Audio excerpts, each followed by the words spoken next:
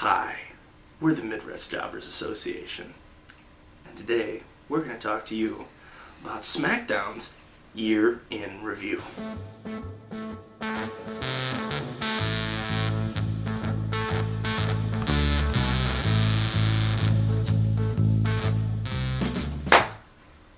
The WWE draft hit Smackdown hard, and they were able to bring over Triple H, Jeff Hardy, and Mr. Kennedy. Bolstering, thank you. No problem. Bolstering that, that mid card and, top tier talent. Triple H basically owned the whole show. Having taken over the championship spot and never actually getting to feud with Edge over it, which was actually kind of interesting. So, and then, of course, just recently we had Jeff Hardy's big championship win. So, 2 banner years for both Triple H in his move to SmackDown and Jeff Hardy in winning his first ever WWE championship. Mm-hmm. Edge has been carrying SmackDown for a while, and what the main feud was on Edge was with Undertaker, of course. Yeah, because you had the Mania match where Taker won the title. Then you had, of course, rematch for that. And then it was One Night Stand, the TLC match, where it was, title versus Taker's career. Mm-hmm. And the fact that Edge won that match, that was huge. Doing the I guess that's a fairly standard 4 tables on the outside, ladder fall from the ring through it. But seeing Taker take that spot, knowing that he's got, bone chips, he's not as spry as he used to be, but he took it. And then, of course, you have Taker's return match, which was the Hell in a Cell, where we got to see Edge not only lose, but get chokeslammed straight to hell! When he wasn't feuding with The Undertaker, of course, we had to deal with Vicky Guerrero. Excuse me, Vicky Guerrero. And I'm not a fan of this angle. I feel it is unnecessary. Yeah, we saw Vicky and Edge, and that was the big love story of the year, and it furthered a lot of angles for both championships and other feuds between. She was the linchpin, basically, to almost every major arc on SmackDown, because Edge was pretty much tied to everything. So, we got to see Great Khali turn face. It beats seeing him heel. The best thing he did was when he took on the Great Charlie.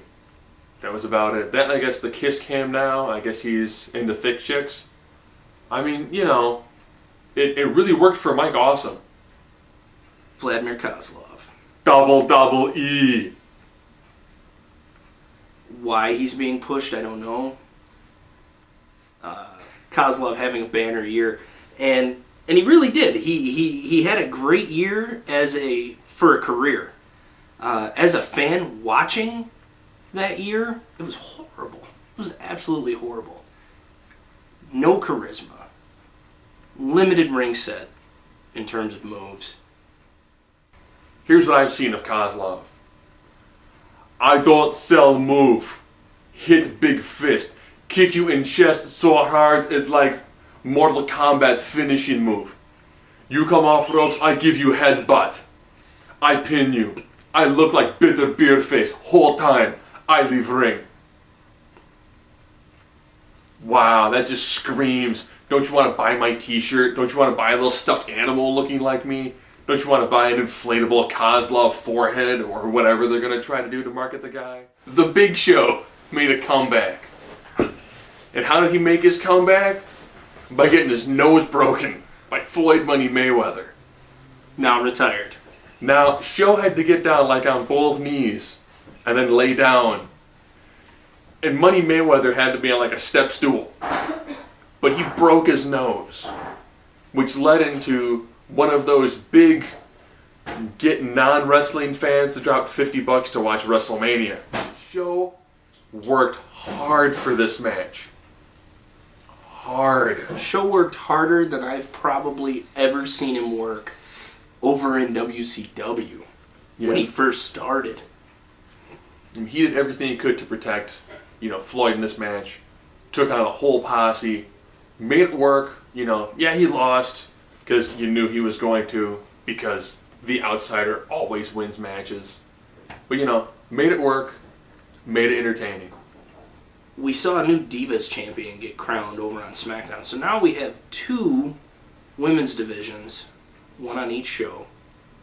Well, when you look at that show, you've got Victoria, who was Kenny Dykstra's valet until he got fired, and now she's dressing like a turkey for the online things.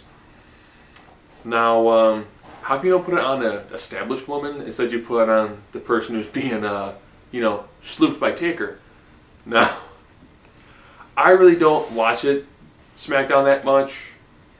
But whenever I see Michelle McCool actually attempt to wrestle, she has gotten better from where she started, but that's really not saying much. Even during their Survivor Series match, where it was, Team SmackDown Divas versus, Team Legitimate Raw Wrestlers. I was watching their team and I kind of went, okay, there's really nothing there. There's just nothing there. So let's just stop talking about it. Yeah, that's all we're going to say about that. There's just nothing there. Yeah. We actually were made to care about the tag division over on SmackDown this year when they put together Primo and Carlito.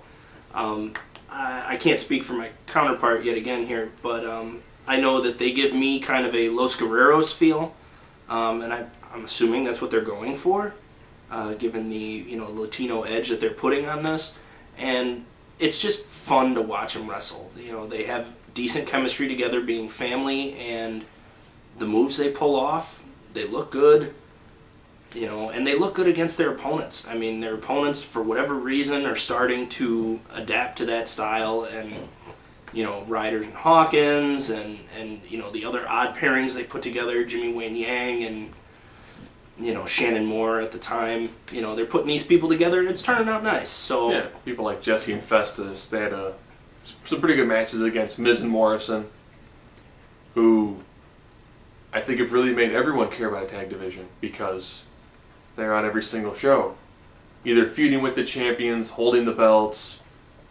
or just being awesome. Awesome.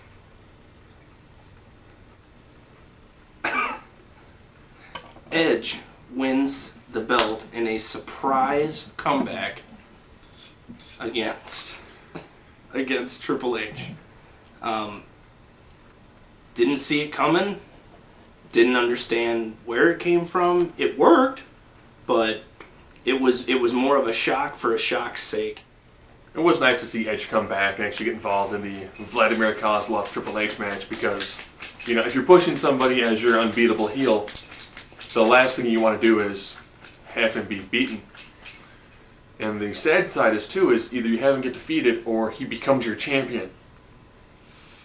Well, I guess we're down to one last part here on SmackDown. That would be the departure of Mick Foley.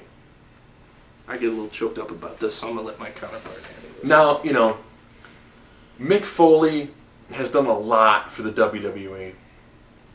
They try to use him to get certain people over.